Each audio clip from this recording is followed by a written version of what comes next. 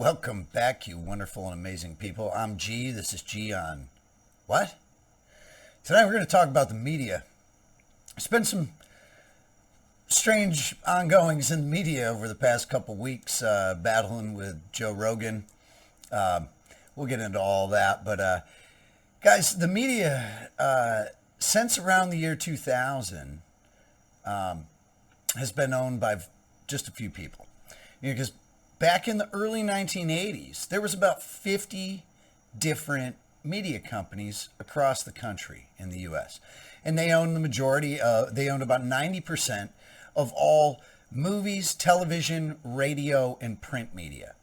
All of it, owned by about 50 companies. And then just after 1990, 92, 93, right around there, that dropped down to about half that number. Just under half that number. Shortly after 2000, we're down to 6 companies that own 90% of all of our media across the country. And it's all of it. Television, movies, radio, internet now, all of it. Your print media, your books, your magazines, and you'd be really hard pressed to find any major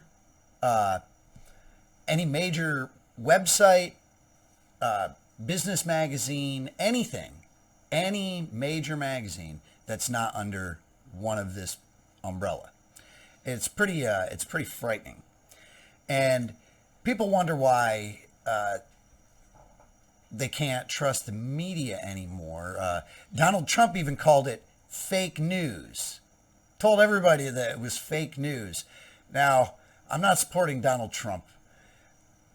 But I laughed when he said it was fake news because it's not entirely a lie.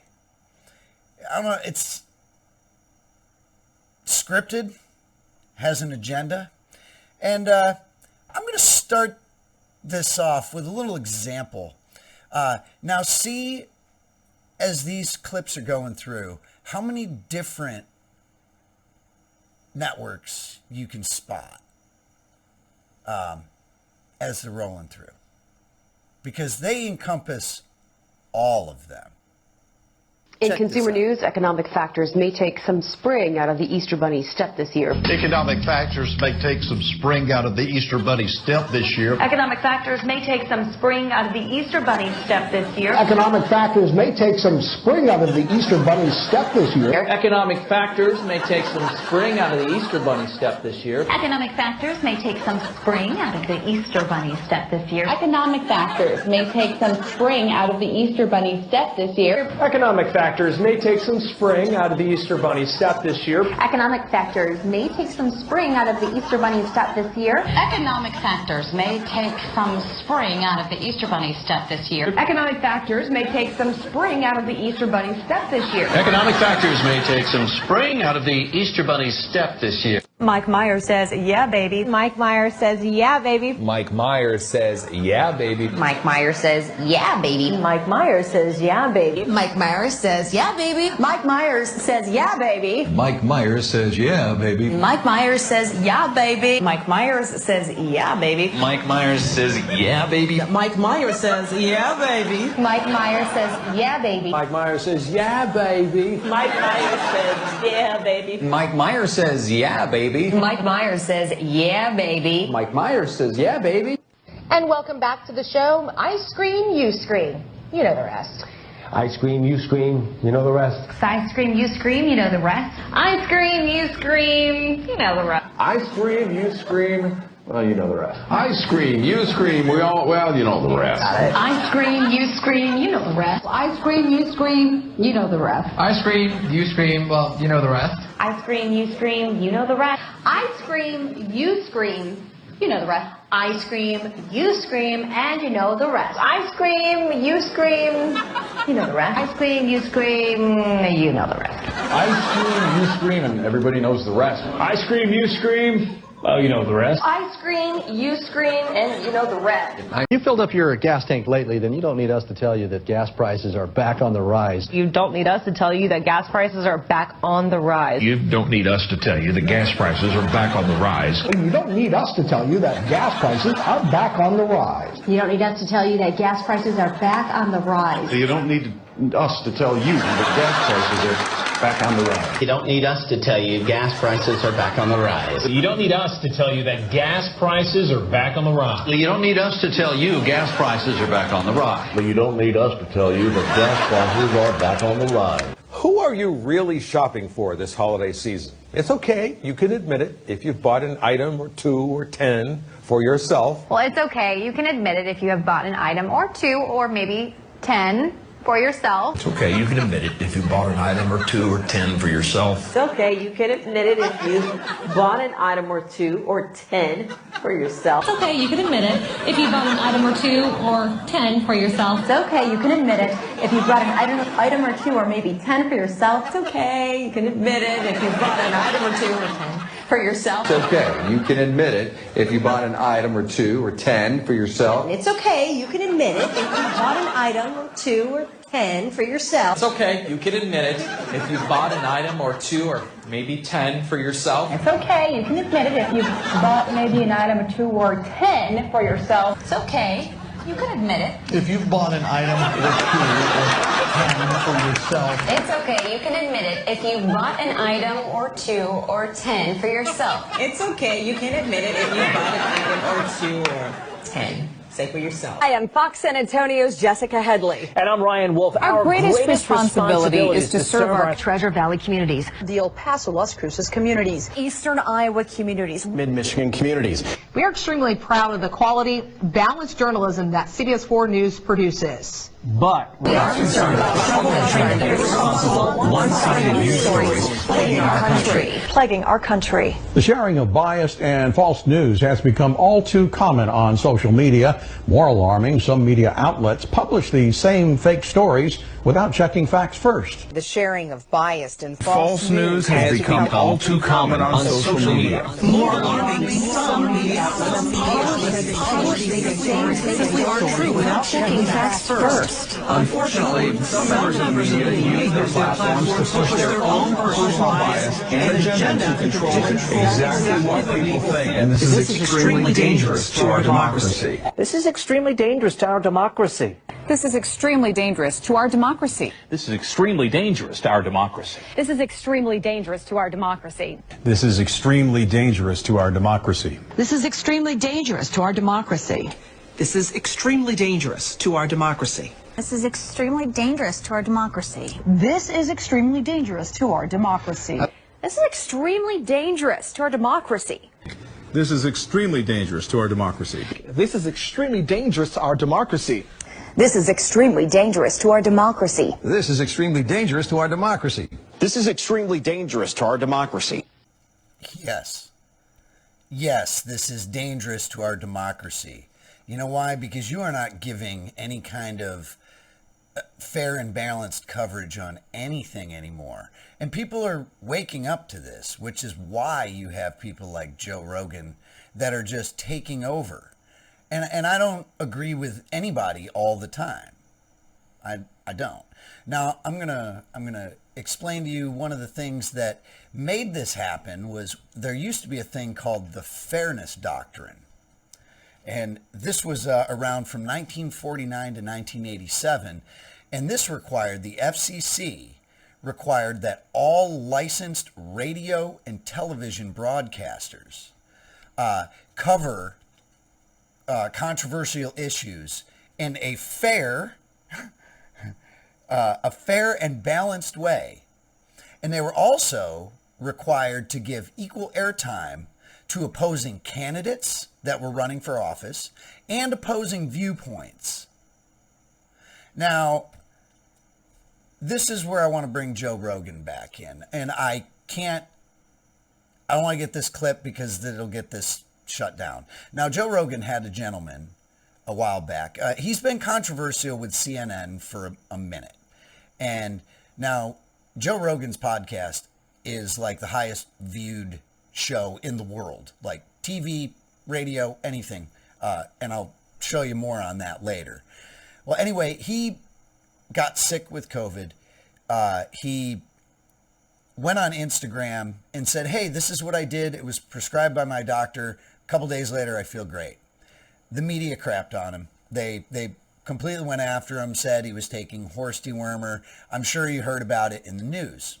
Okay. So then later on, just a few weeks ago, he had Dr. Robert Malone on. And that's gone off YouTube. You can't find it anymore. It just got pulled down. Everybody was up in arms on it. Now, why were they up in arms on it? Well, this is the Big Six media right here. And I'm going to show you some diagrams here in a second. I just wanted to bring this up before we went into this, because this is going to go into who's telling who that they're not allowed to say stuff. Because after that broadcast, they were up in arms about all the false information or misinformation on the pandemic, and it's devaluing science. And I'm going to have a whole bit on this here in a second. Now, what they did with Dr. Malone with silencing him, they suspended his Twitter account, censored him. Now, this is happening all the time. Big tech is just silencing you. Now, you remember back when everybody was up in arms about stuff that Donald Trump said, and Twitter censored him and suspended his account. Now, I don't care what was said there. It's not relevant. And I don't care what your viewpoint is on Donald Trump. That's not relevant. What is relevant is that Twitter felt that they could just suspend the account of the President of the United States. I could not believe it when that happened. And again, it's not about whether you agree with what the man said or not. He was the President of the United States. What does that say for you or me or anybody else? It means they can just silence you when they want. They silenced Marjorie Greene, who I had in the last episode, because they didn't like what she said about several topics, mostly on the virus. Okay. They censored Dr. Robert Malone. Now, Dr. Robert Malone is one of the gentlemen whose name is on the patent for the mRNA vaccines, like the creation of them.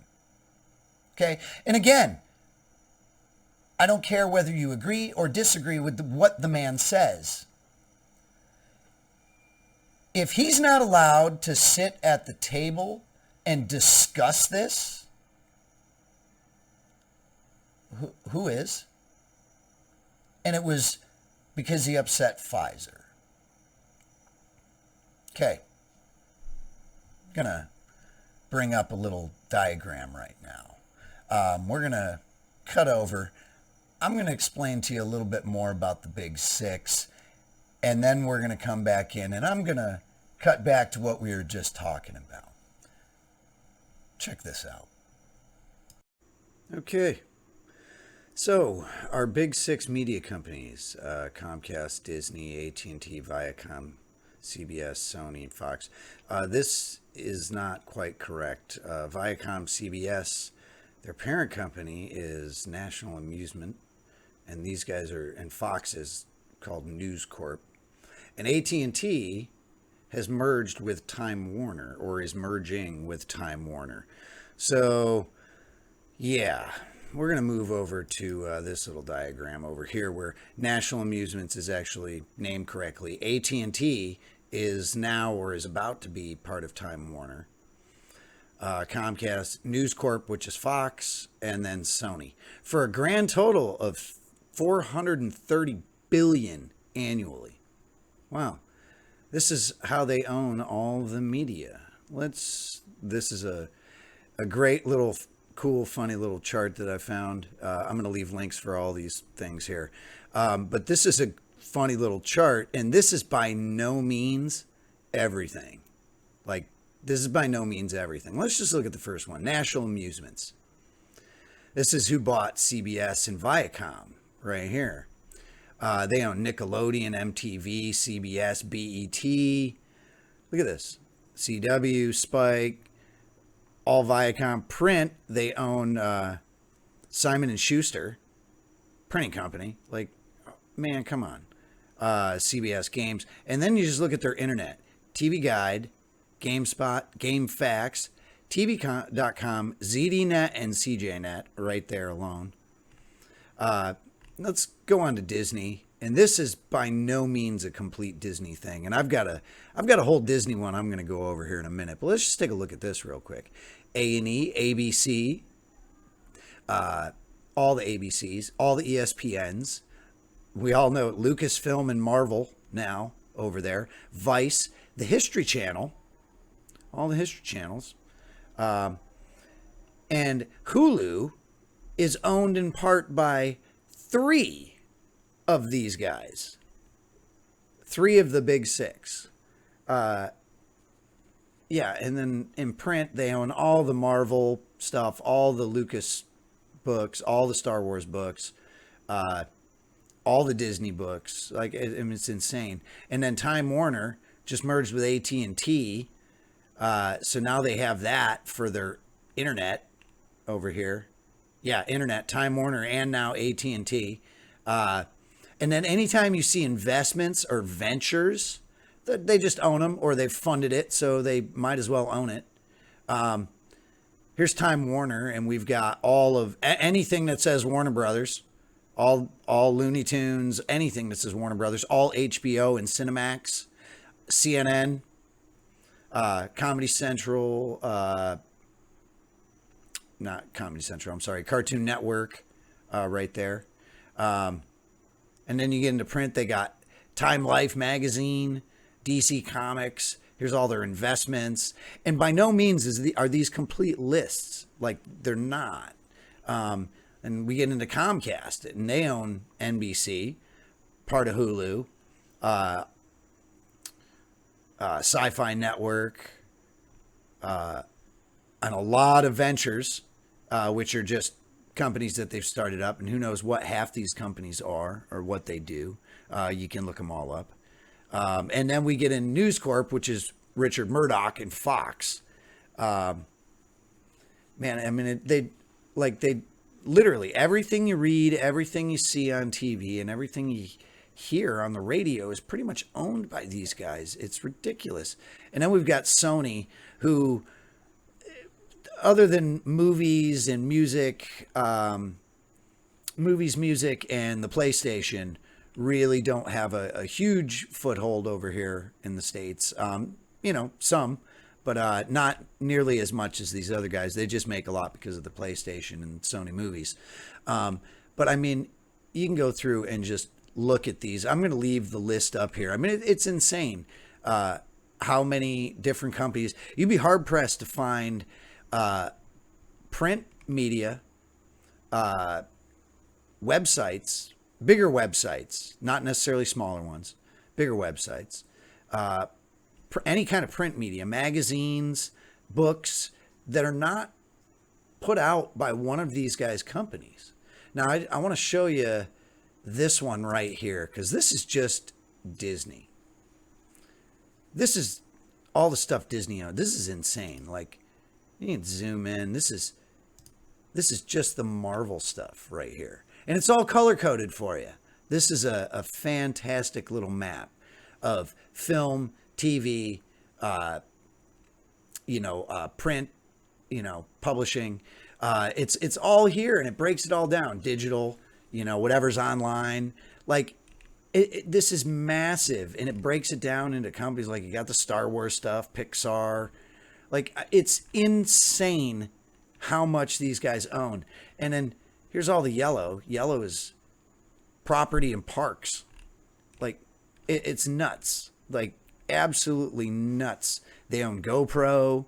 Like, it's insane. You should individually look up any one of these companies, and you can get a full listing of everything that falls under them, and then you can get full listings. Like, they have this broken down to where everything that's in a ring is the parent company, and then anything in a ring inside of it is its own smaller company. That's how Time Warner and Time Warner Cable are not the same company. They're the same company, but they're, oh, nope, they're split. So, I mean, it's insane how they get away with all this. And what's nuts is that all 6 of these companies, they own shares in all of each other. Like, it's crazy.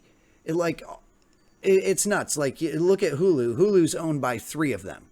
But you look at some of these stations and some of these networks and some of these smaller ones that just get tossed back and forth between different ones, like they're just traded. And you hear about these billion-dollar deals that go down, and they're just trading them between each other. Like, that's all it is. You got 5 guys that are deciding all this stuff. Basically 5 guys if you discount Sony. And I don't want to completely discount Sony. Sony has a heavy footprint, you know, they definitely do. But it's these guys right here that pretty much run the show. And I'm going to leave links to all this stuff up here. And yeah, do your own research. Do your own research. And before we get out of here, I want to get also into something I want to show you. This is called Operation Mockingbird. This took place back in the days of the Cold War. And this was about the CIA infiltrating and influencing mass media around the country. Influencing the radio, the television, and movies. And I'm going to leave the whole document here. This is everything that's in Wiki. This is everything that's in Wiki. So I'll leave this here and let you read through this on your own. But this is a crazy, interesting read, and it makes a lot of sense with some of the stuff that you're seeing. Ties a lot of things together. Operation Mockingbird was said to have stopped after the Cold War. Come on, really? When have they ever stopped doing anything once they start? So I'm pretty sure it's still going on.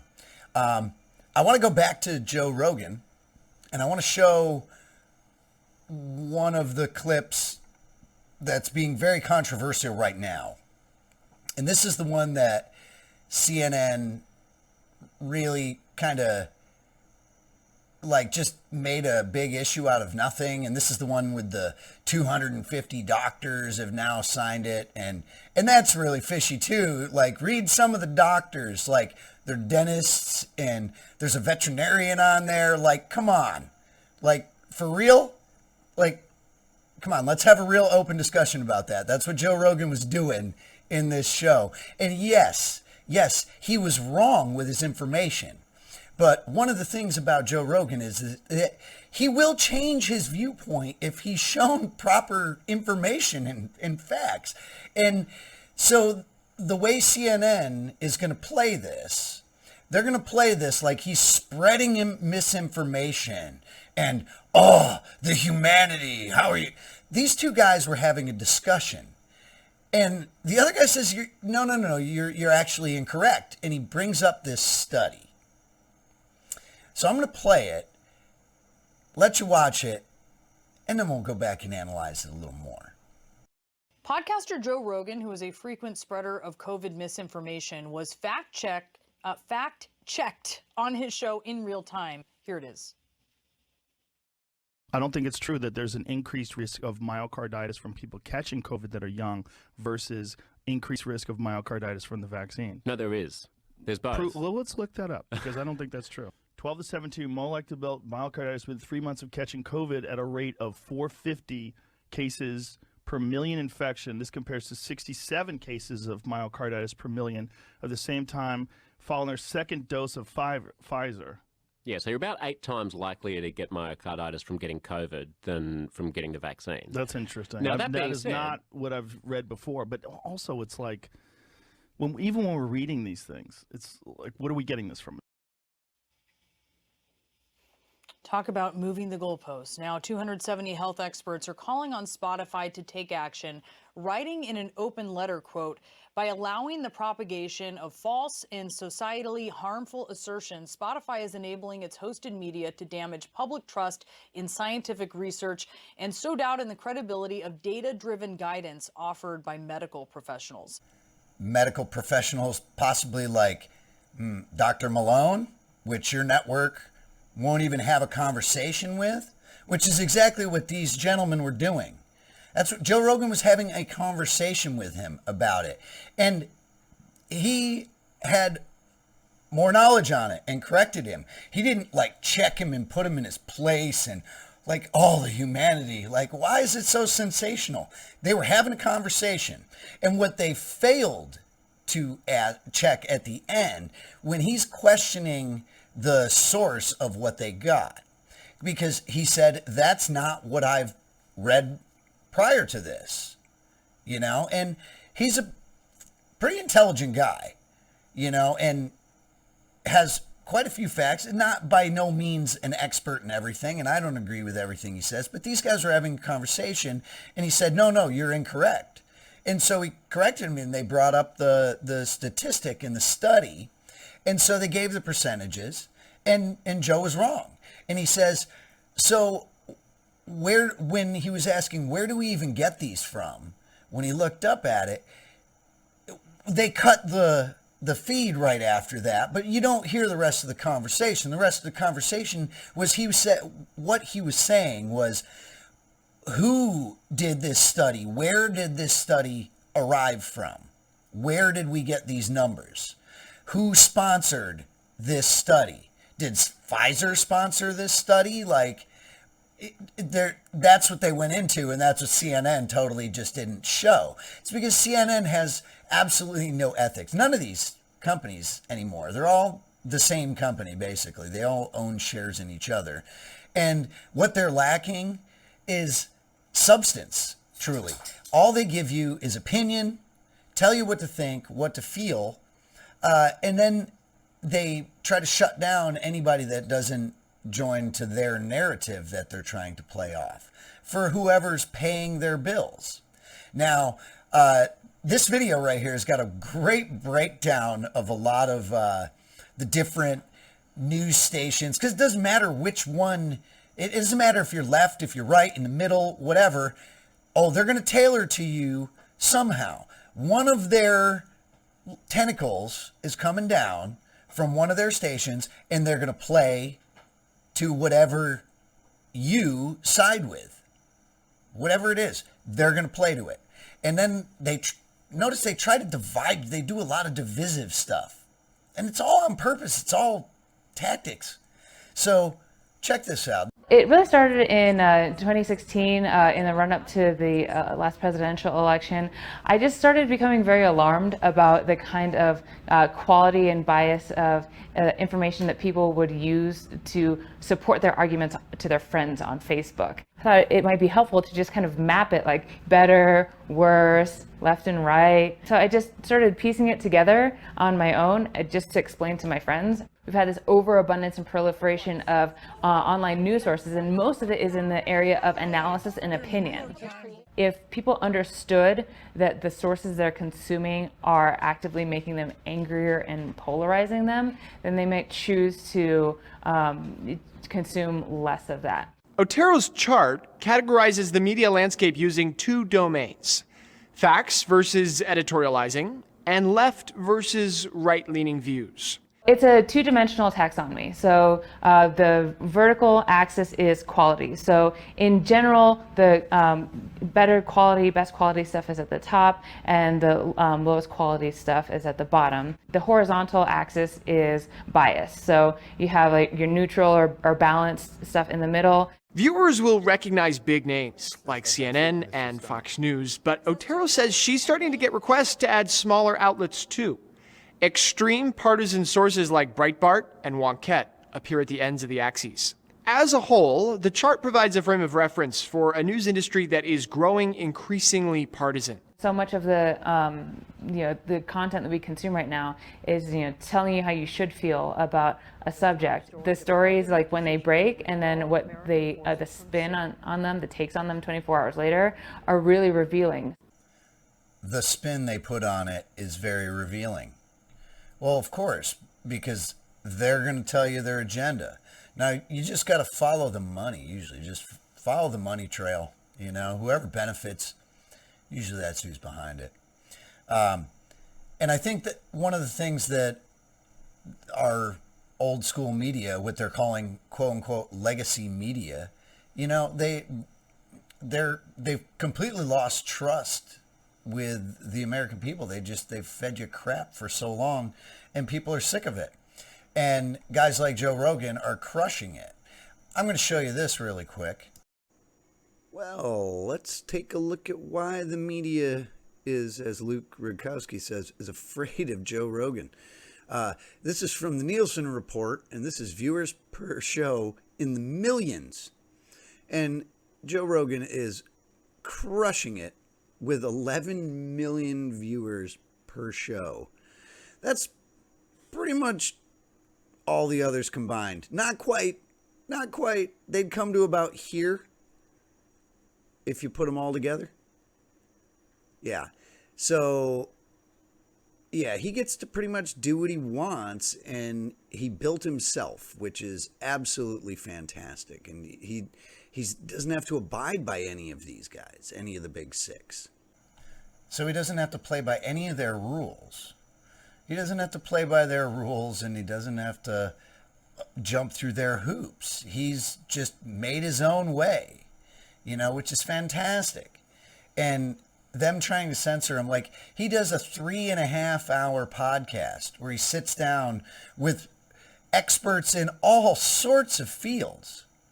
And you're not always going to like everything somebody says, but they have an open, honest discussion. And you're allowed to not like things. People, I don't know when this became a thing, but you're allowed to disagree. And it's cool. You don't have to hate the other person because you disagree with them. And it doesn't have to be something sensational. You can have a conversation on it, which is what is so great about Rogan. And I think that's what sells him on people. I'm going to play you this right here. Some people aren't going to like it. Some will.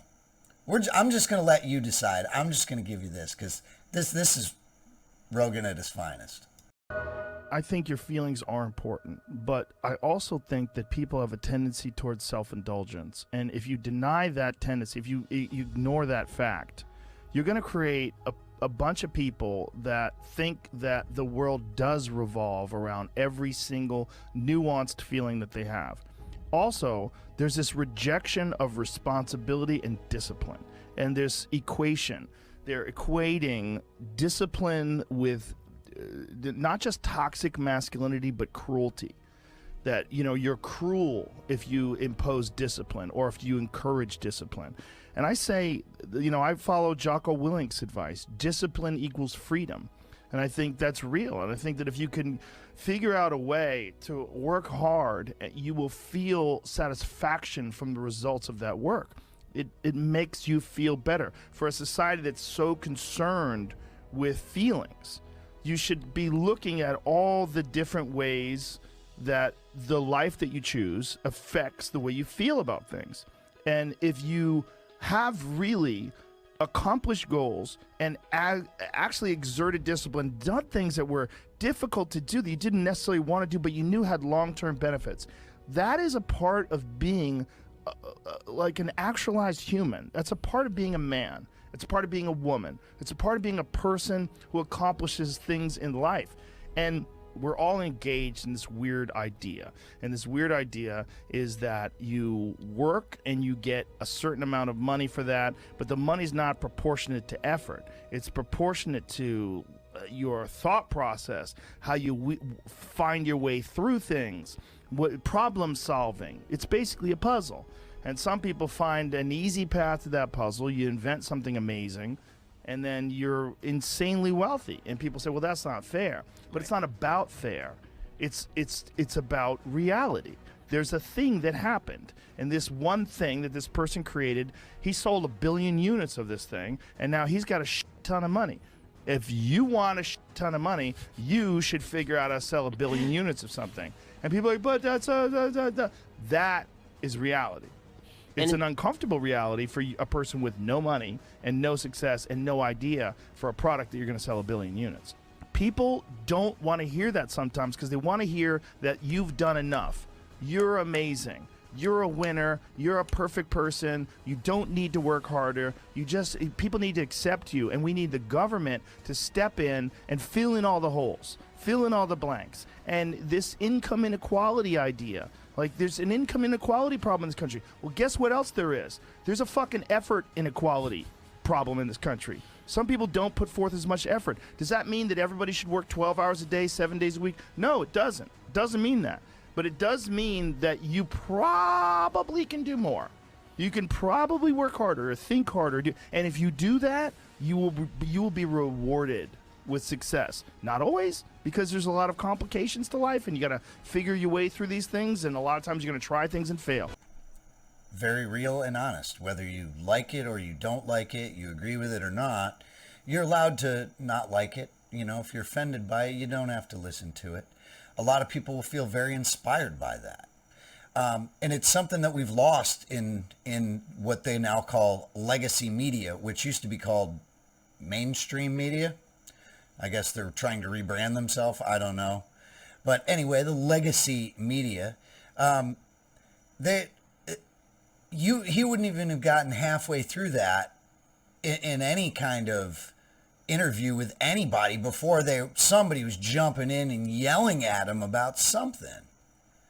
Like, they have great discussions, and I highly recommend, if you're one of the people that has not watched Rogan, go check him out.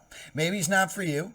Like, I don't agree with everything he says, but I really enjoy the dialogue that he gets between the different guests. And sometimes I have no idea the subject matter. I've never even heard about it before. And you learn something. You know, now a lot of broadcast shows can't do that. He does a 3.5-hour podcast. So I think it's fantastic. And I think it's great that he's taken over the airwaves. I do want to play one more clip because I don't really care to play anything by legacy media. It's just a lot of hogwash. And this was something that they never showed. And I would like to show it. They never showed this back when Bernie Sanders was running.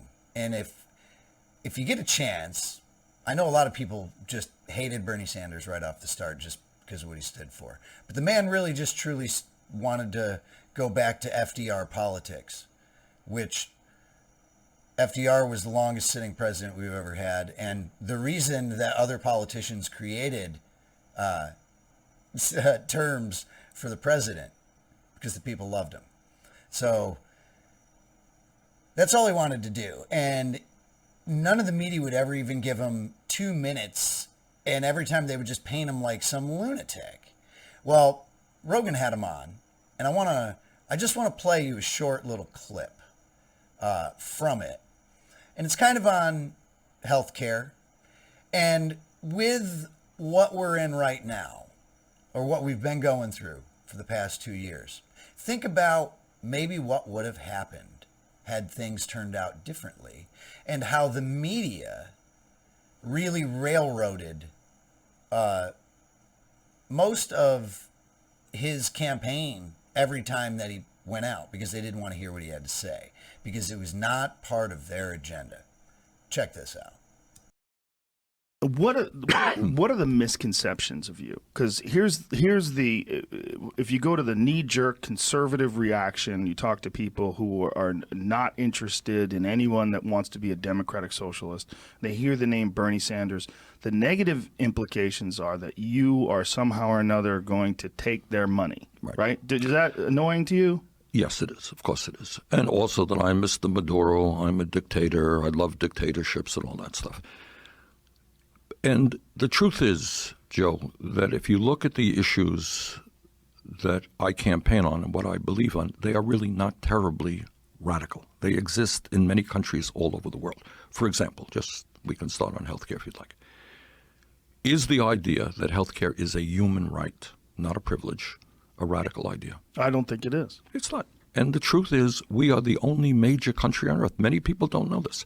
We're the only major country on earth not to guarantee health care to all people as a human right. And yet we end up spending almost twice as much per capita on health care. The function, and you can argue with me if you want, but the function of the current health care system is not to provide quality care to all. It is to make tens of billions of dollars in profit for the drug companies and the insurance companies. That's the function. If you go to Canada, and I live 50 miles away from the Canadian border, you have major heart surgery. You're in the hospital for a month. Do you know what the bill is when you get out? Zero. You got it. You go to any doctor you want. You don't have to take out your wallet. And yet they guarantee health care to all of their people, and they spend one half of what we spend. That's kind of what I want to do. And I don't think that that's terribly radical. We have a program now, which everybody knows. It's called Medicare. It was started by Lyndon Johnson back in 1965. It is a popular program.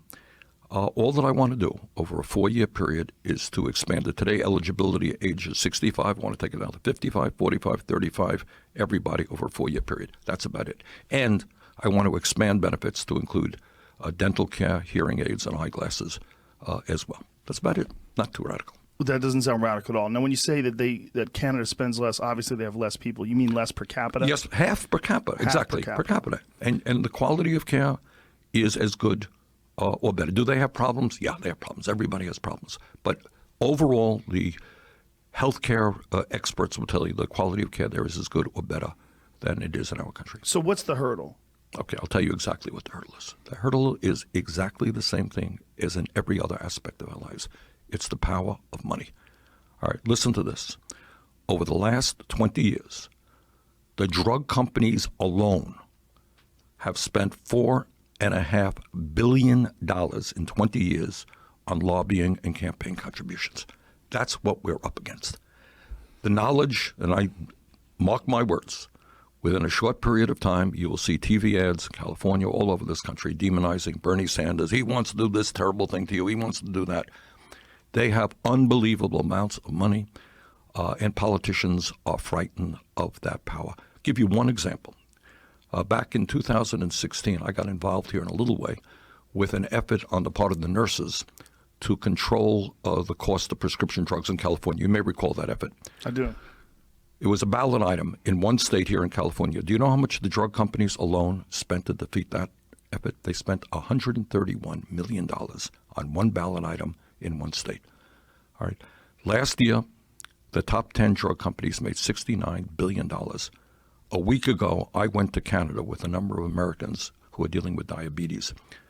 We bought insulin in Windsor, Ontario for 1/10 the price, 10% of the price, same exact product being charged in America. So you got drug companies that are engaged in collusion and in price fixing who are incredibly greedy. And the result is many elderly people, many working people simply cannot afford the medicine they need. It's unbelievable. And the reason for all of that stuff is we are the only country in the world that does not negotiate with the drug companies. They can charge you any price they want. And that has to do with the fact that we don't have a national health care program. Medicare is not negotiating, etc. That's a fantastic podcast overall. And if I'm going to leave a link below so you can check the whole thing out. It's one of the shorter ones, but man, like the mass media or the mainstream media, legacy media, whatever they want to call themselves, the big five, they didn't want to hear any of that because, why don't they want to hear that? Why wouldn't they give him a minute on the stage? Why would somebody always interrupt him? He told you. One bill in California, they lobbied over $130 million for one bill against him. Like, it's ridiculous. So, what does the mainstream media or legacy media have to say about that? Good Morning America is brought to you by Pfizer. CBS Health Watch sponsored by Pfizer. Anderson Cooper 360. Brought to you by Pfizer. ABC News Nightline. Brought to you by Pfizer. Making a difference. Brought to you by Pfizer. CNN Tonight. Brought to you by Pfizer. Early Start. Brought to you by Pfizer. Friday night on Aaron Burnett Out Front. Brought to you by Pfizer. This Week with George Stephanopoulos is brought to you by Pfizer. This weather report brought to you by Pfizer. Today's countdown to the royal wedding is brought to you by Pfizer. And now a CBS Sports Update brought to you by Pfizer. Meet the Press Data Download. Brought to you by Pfizer. This portion of CBS This Morning sponsored by Pfizer. On how to find the hidden sugars in the American family diet. Sponsored by Pfizer. Yeah, so you can see how there's no bias there. So between that and all the stations being owned by the Big Five, pretty much all media, they own all the printing companies for the books and magazines. They own all the stations. They owned all the internet companies, all the bandwidth. So they pretty much own it all. And they're all sponsored by Pfizer. Imagine that. And so you can see very easily why they're losing steam pretty quickly with people like Joe Rogan, who actually goes back to sort of that fair Doctrine Act. You know, he lets people come on, and people that he does not agree with, you know, and he'll go back and forth and have a conversation with them because we're allowed to disagree. Now, guys, if you've made it this far, I'm G. This is G on What? If you like this kind of stuff, guys, like and subscribe. I'm going to leave you a little bit differently tonight. I'm going to go to a throwback from the Fair Doctrine Act to a gentleman that was a little bit of the Joe Rogan of his day. My grandfather listened to this man every day that I can remember when I was a kid. His name was Paul Harvey. And this is back from 1965 that he said this over the airwaves. This was back when there was like integrity in journalism, in broadcasting, and I hope you enjoy it. If you made it this far, stick around. We'll see you next time.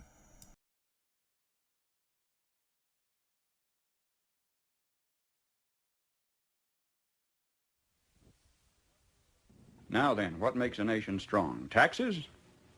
There's nothing new about those either. The first income tax was paid by Abraham. It was written on a rock by the hand of divinity and handed to Moses at the top of Mount Sinai. And you might want to remember this. It was at the flat rate of 10%. It promised the wrath of God on anybody who tampered with or violated that law. Christ was born in Bethlehem because Joseph was on his way to pay his taxes. Joseph was a relatively well-to-do landowner of the house and lineage of David. Yet the taxes exacted by Caesar Augustus were so exorbitant that he didn't have enough money left over to employ a trusted messenger for the mission, so though his wife was great with child, he made the journey himself. And Christ was born in Bethlehem because Joseph was on his way to pay his taxes. And Christ was born in a manger because there was a housing shortage when he got there. Our problems are not new. At Runnymede, the Magna Carta was handed to King John on the end of a sword, denying to royalty the right of unlimited taxation. Yet you know it was for us, the American people, to become the first in recorded history ever voluntarily to surrender our rights to private property. Oh, yes, we did. With an innocent-sounding constitutional amendment, the 16th, which says that Congress shall have the power to lay and collect taxes on incomes from whatever source derived. And we forgot to put any limit on the extent to which we could tax ourselves. Conceivably, we could be taxed out of all private property. We could be taxed not 70%, 80%, 90%, but 100%. We could awaken one morning and find that the government owns the farm and the house and the car and has a mortgage on the church, legally. Historically, whenever any nation has taxed its people more than 25% of their national income, initiative was destroyed and that nation was headed for economic eclipse.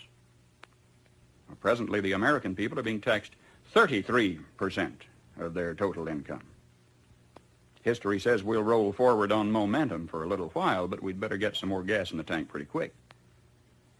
You see, ours is not the first by George good government to arise on the world stage. There have been several. Rome, and Spain, and Greece, and China, and each enjoyed about 150 years at its zenith. That's just about our time in the New World. And then each decayed away. Not one of them was ever destroyed by anybody else's marching legions. Each rotted away, morally, socially, culturally, economically, simultaneously. You know, one of the most cruel paradoxes of history is this. Because each was a good government, it bore bountiful fruit. And when it bore bountiful fruit, the people got fat. And when they got fat, they got lazy. When they got lazy, they began to want to absolve themselves of personal responsibility and turn over to government to do for them things which traditionally they had been doing for themselves. At first, there appears to be nothing wrong in asking government to perform some extra service for you, but if you ask government for extra services, government, in order to perform its increasing function, has to get bigger, right?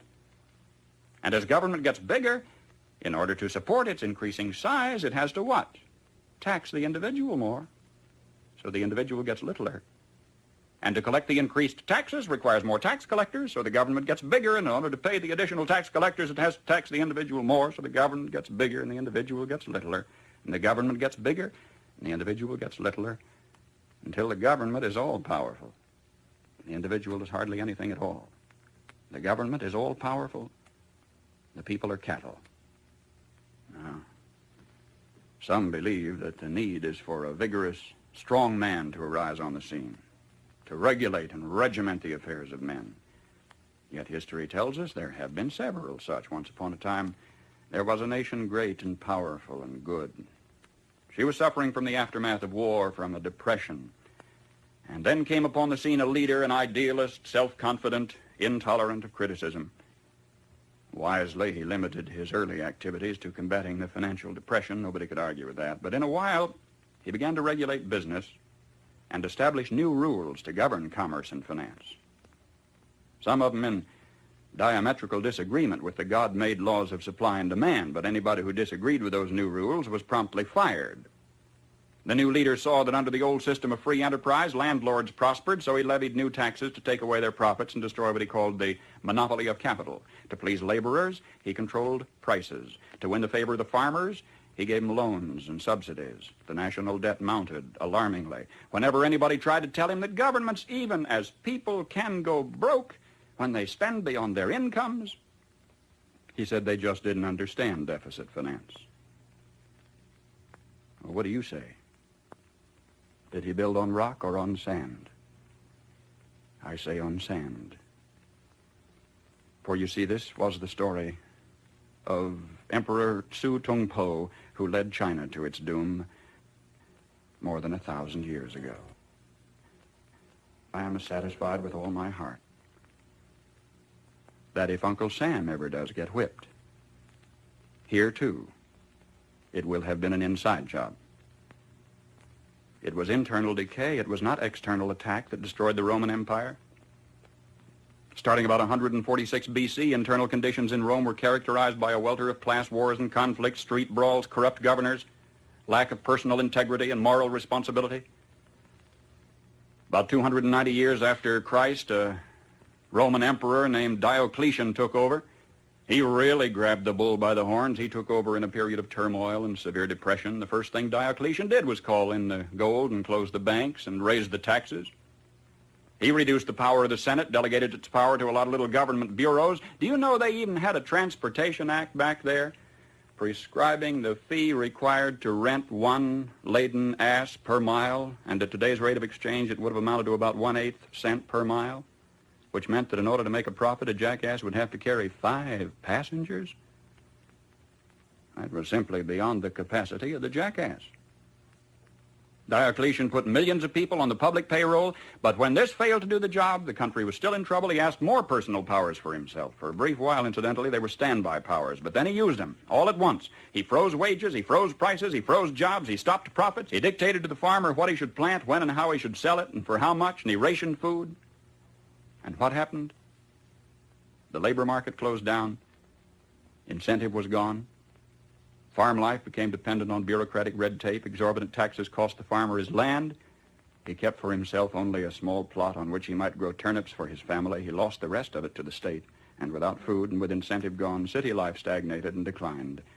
And Rome passed into what history has recorded as the Dark Ages, lasting 1,000 years. Just by turning to the left, the world has gone in circles. A nation would evolve from a monarchy into an oligarchy, from oligarchy to dictatorship, from dictatorship to bureaucracy, from bureaucracy to pure democracy, where finally the people would cry out from the chaos and confusion of the streets, "Oh, please, God, give us a king," and God would give them a king. and they'd have a monarchy again and start the whole silly cycle anew. Now either we will profit from the errors of their ways, or it follows as the night the day, our children are going to have to relive the Dark Ages all over again. How come, after thousands of years of experiment, our new nation has come so far so fast? All this in less than 200 years. What is the secret of our success? Well, I think it had to do with a basic American's creed. Perhaps it never passed the pioneer's lips in this form, but if it had, I think he would have said something like this: I believe in my God, in my country, and in myself. I know that sounds like a trite, too simple thing to say, and yet it's a rare man today who will dare to stand up and say, I believe in my God and my country and in myself, and in that order. When the early American pioneer first turned his eyes toward the West, there were only Indian trails, or traces as they were called, for him to follow through the wilderness. Do you know today you can roller skate from Miami to Seattle? From San Diego to Plymouth Rock? In this little bitty instant, as historical time is measured, our 7% of the Earth's population has come to possess more than half of all the world's good things. How come? Well, sir, when that early pioneer turned his eyes toward the West, he didn't demand that somebody else look after him. He didn't demand a free education. He didn't demand a guaranteed rocking chair at eventide. He didn't demand that somebody else take care of him if he got ill or got old. There was an old-fashioned philosophy in those days that a man was supposed to provide for his own and for his own future. He didn't demand a maximum amount of money for a minimum amount of work, nor did he expect pay for no work at all. Come to think of it, he didn't demand anything. That hard-handed pioneer just looked out there at the rolling plains stretching away to the tall green mountains, and then lifted his eyes to the blue skies and said, thank you, God. Now I can take it from here. Now that spirit isn't dead in our country. It's dormant. It's been discredited in some circles, driven underground, but it isn't dead. It's just that a few seasons ago, politicians baiting their hooks with free barbecue and trading a Ponzi promise for votes began telling us we don't want opportunity anymore, we want security. We don't want opportunity, they said, we want security. And they said it so often we came to believe them. We wanted security. And they gave us chains, and we were secure. Suddenly, with our constitutional guarantees depleted, with our national character eroding away, with our tax laws penalizing those who dare to prosper, with workers concentrating on how little they can get by with instead of how much they can produce, suddenly we looked overhead one day to discover that the first tin moon in space was a Russian accomplishment. That free men dragging their feet had been outdistanced by slave workers dragging their chains. And we were sore afraid. Perhaps this was a disguised blessing, too. Maybe a dramatic accomplishment by this Cold War adversary was necessary to get us off our dead centers and back to work again.